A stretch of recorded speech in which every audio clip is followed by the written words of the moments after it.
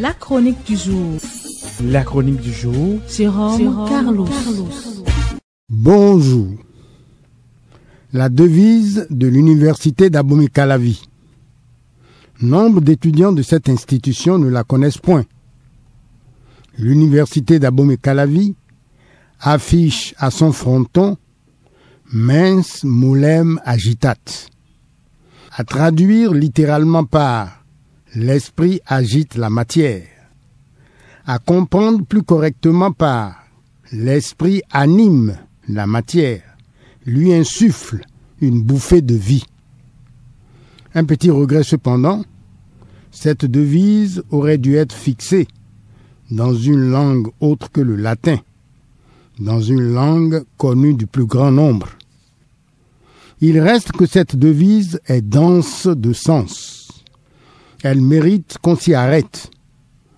La devise de l'université d'Abomey-Calavi nous incite à prendre conscience de notre immense pouvoir de création et de réalisation grâce à l'esprit, ce foyer intérieur de lumière qui est en chacun de nous.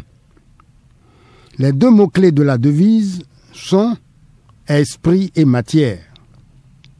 Gardons-nous de nous perdre sur les chemins tortueux des définitions. Pour une fois, soyons des saint Thomas.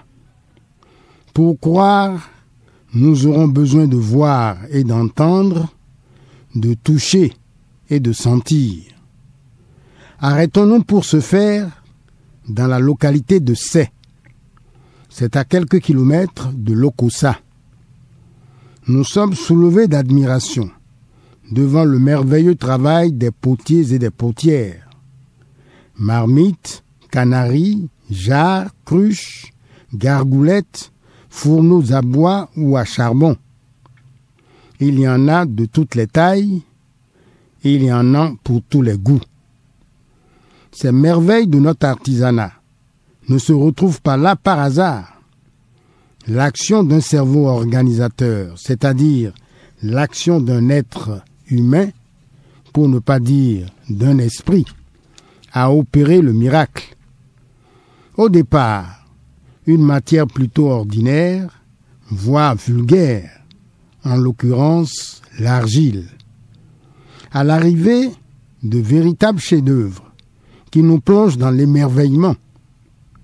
Ainsi, l'esprit, cet immense pouvoir en chacun de nous, a ennobli l'argile, l'a qualitativement enrichie, l'a promise à une nouvelle vie, l'a investie d'une valeur ajoutée indiscutable.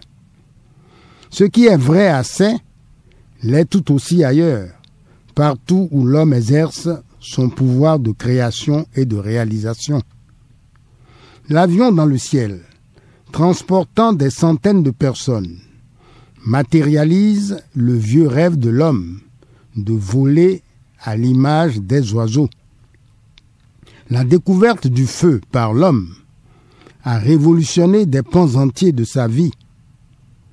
L'écrivain penché sur son ordinateur utilise la puissance de l'esprit pour peupler de ses rêves, si ce ne sont de ses fantasmes, des espaces jusque-là vides et sans âme. Revenons à notre devise. Elle est un hymne à ce qu'il y a de plus essentiel en tout homme, l'esprit. Les penseurs positifs ont raison de dire que nous sommes, chacun de nous, un esprit dans un corps. Ce à quoi il faut ajouter qu'au-delà de nos différences, l'esprit est un don universel. C'est la chose du monde la mieux partagée. Mais un don contractuellement encadré. Nul n'a le droit de tenir son esprit dans l'oisiveté. Un muscle qui ne travaille pas s'atrophie. Nul n'a le droit d'engager son esprit à nuire à son environnement humain. Restera toujours une ligne rouge qu'il faut s'interdire de franchir. Les fonds, à cet égard, disent « Gbedosu ». à savoir que l'univers est régi par des lois. De même, nous avons l'obligation de rendre compte de l'usage que nous faisons de notre esprit, car il nous sera demandé, comme dans l'une des paraboles bibliques, qu'avez-vous fait des talents qui vous sont confiés? Avec ce qui précède, la devise de l'université d'Abomey-Calavi exalte l'esprit dans les 3 dimensions que voici. D'abord, l'esprit sans frontières.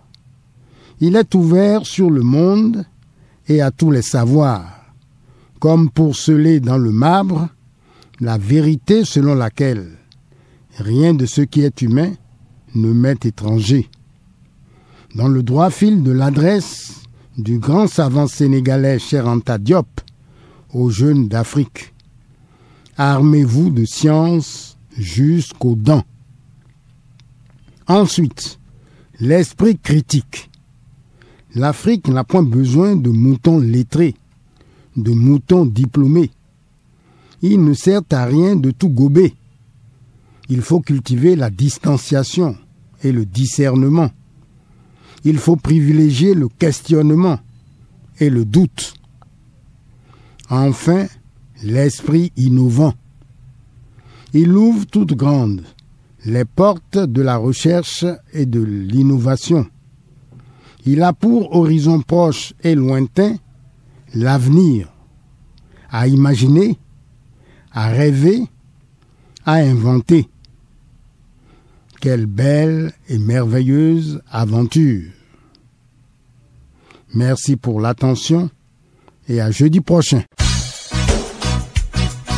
C'était la chronique du jour. Retrouvez la chronique sur www.capfm.com.